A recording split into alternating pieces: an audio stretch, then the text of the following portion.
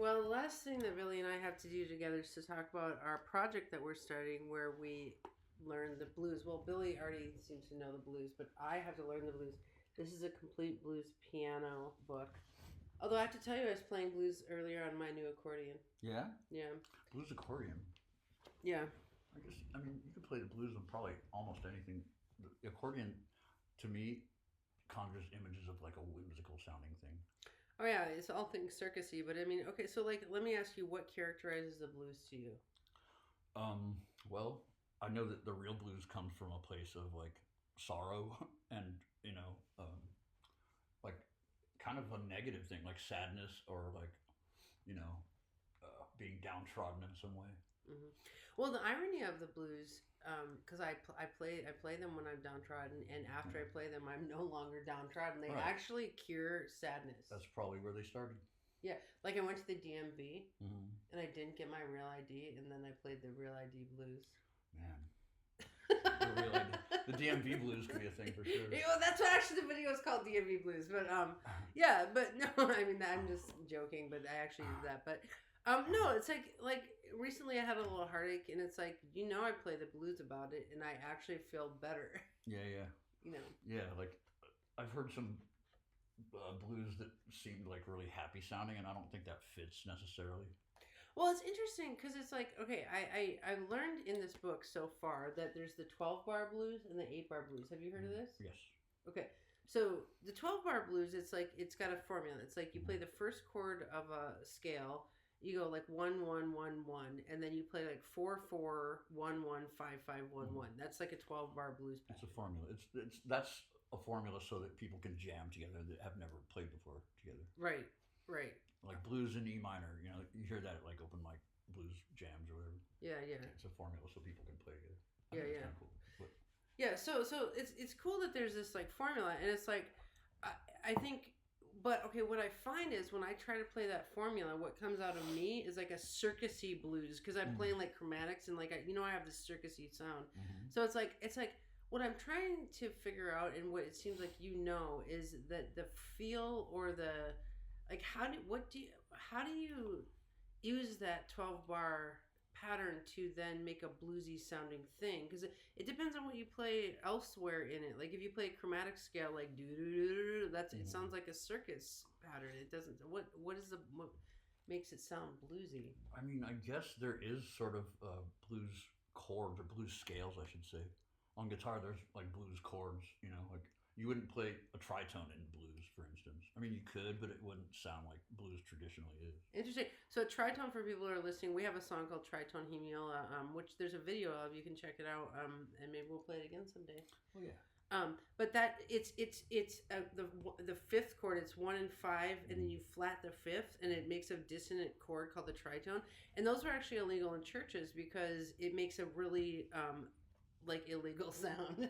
Yeah. It's like during certain, like the Middle Ages, I think, or certain periods, it was considered blasphemy against the church to play that because it was so dissonant and not pleasing to the ear. Yeah, and so if you played that chord in a blues, even if you did the blues structure, but you played the tritone in it, then it would not sound bluesy. It would sound like a dissonant tritone chord. Like, so there's something about like, so I'm trying to figure out, is the sound bright? I mean, is it major? Is it minor? It's minor for sure. Really? I mean, I think so. Like, I mean, there is like major sounding blues stuff. To me, it doesn't sound like traditional blues. I mean, I'm sure it's valid to have a major, blues thing, but like traditionally the blues are kind of dark, right? Yeah. So I'm just like doing some exploration in this book, and it's like it does look like there is a lot of flatting of stuff, which does make it minor. Yeah. If you drop down a tone, half a step, then you get that minor sound. Yeah. It looks also like there's major stuff, but then sharps and flats. It's like you accent with minor sharps and flats in there. Yeah, it gives it an overall vibe. Like those little flats gives it the overall vibe of being darker. Yeah, interesting. Okay, so maybe what I could try before we see each other next is I could try playing the 12 bar blues, and then I could try a kind of major thing on the right hand with flatting some sharps and flatting and sharpening some things, just to see if I can do like, they're almost like grace notes. like bring, like Yes. like the bring the dun That's a big the thing. bring the dun. A lot of rock, how rock started was from the blues, right? And like that's a big thing, like with guitar and bass, like bring, like flip up like a step, you know. It's called a grace note. It is a grace note, but sometimes it's a slide up too, Mm-hmm. Oh, interesting. or it's Like a small slide. you can slide on a guitar, you can't slide on a piano. Right. That's interesting. I wonder if you, but I see what you're saying. It's like a kind of slidey, swishy. It's got a swishy. That's not right. The word. It's like pull. It pulls. Yeah. It draws you in, like it makes it would technically, if you slowed it down, it would be like dissonant, but it slides up to the note without hitting a really note before it. Yeah. Like when you do that slide up, you're not hitting a note before the note; you're just sliding up to it. Interesting. It's a sound, like it's an overall feel thing, I think. Yeah, and I think that's where, like, I think we can look at this like in this more studious sense.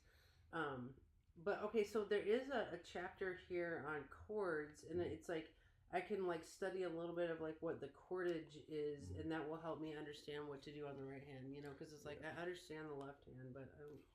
Yeah. Like the 7 chord seems to be a big one. It is. As far as I'm not like super. I mean, I used to be able to read music. I've forgotten a lot of it, but like I know that is a thing that appears a lot. The 7 chord. Interesting. Yeah. And I don't expect you to do this side of things. Like that's why like we're like a nice juxtaposition. Is like I'm like the nerd about it, and you're like the cool guy. But well, I don't know how cool it is to not be able to read music after knowing how to.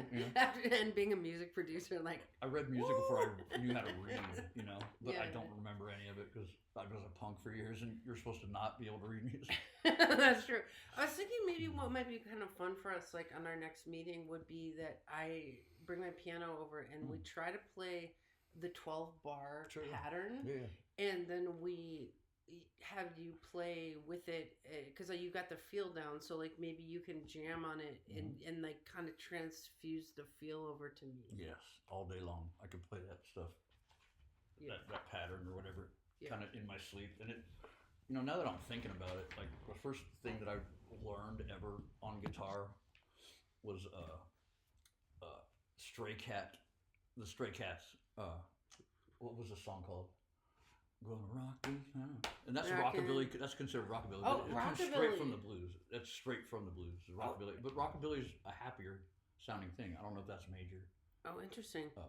I know some of it's not, but that particular song, I think it is probably major. Yeah, another video I was thinking we could do for our blues series would be to listen to different kinds of the blues. Like in the beginning of this book, there's like all this list of different kinds of blues, Yes. and we could listen. Like there's modern electric, New Orleans blues, Chicago blues, jump blues, Texas blues. So we could listen to some different styles and just see what we notice. Yeah. Like I'm not claiming to be an expert, but the blues stuff that I've always been attracted to and know is stuff that's a lot darker. You know. Well, I love dark stuff, so that would be fun. Yes. Like I wanted to tell you. I'm sure we've talked about her before, but you know who is a pianist that is amazing with the blues? She's a big fan of the blues. She didn't invent anything about it, but like the way she interprets the blues on piano and vocals is Diamanda Galas.